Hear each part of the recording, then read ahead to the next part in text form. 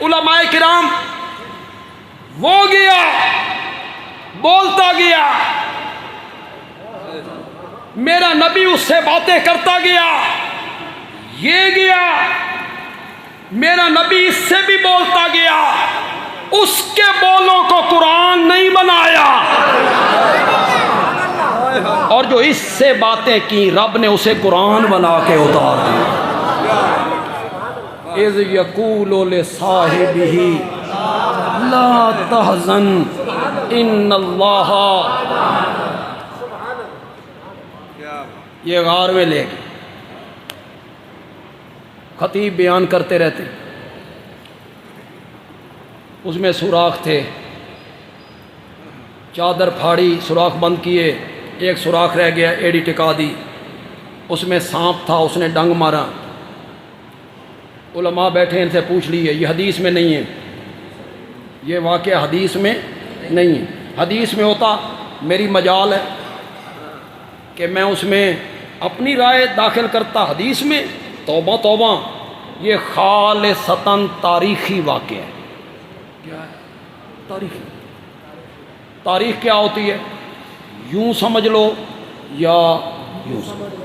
نہ اس کے اس طرح سمجھنے سے کوئی کافر ہوتا ہے نہ گمراہ ہوتا ہے، یہ اپنی اپنی سوچ ہے، آپ تاریخ کو کیسے سمجھنا چاہتے ہیں، اس واقعہ کو آپ کیسے لینا چاہتے ہیں، بندیالوی نے کیسے لیا، پسند آ جائے بندیالوی کا ذوق تو کہنا بندیالوی اچھی بات کہہ گیا ہے، لوگ کہتے ہیں سانپ نے ڈنگ مارا، میں نے کہا نہیں، اس سانپ کو خوشبو محسوس ہوئی، کائنات کا تاجدار غار کے اندر آیا ہے، یہ میرے آقا کے چہرے پر انوار کی زیارت کرنا چاہتا تھا، رب نے کہا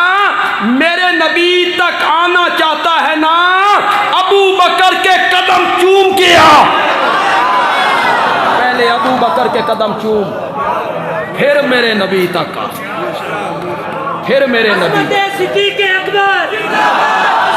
صدیق اکبر، شان صحابہ،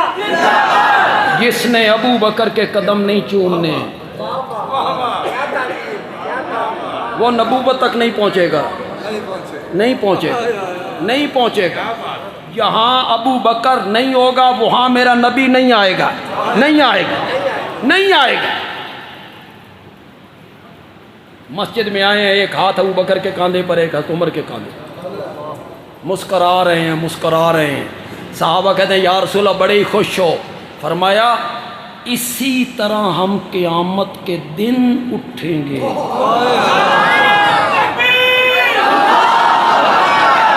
یہاں تو ساتھ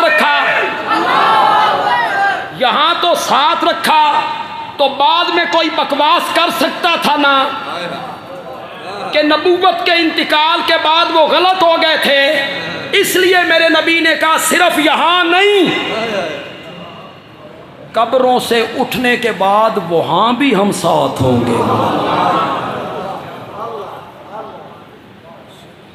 یہاں ابو بکر ہوگا وہاں میرا نبی ہوگا، یہاں میرا نبی ہوگا وہیں ابو بکر ہوگا۔ ابو بکر کے کیا ہی کہنے،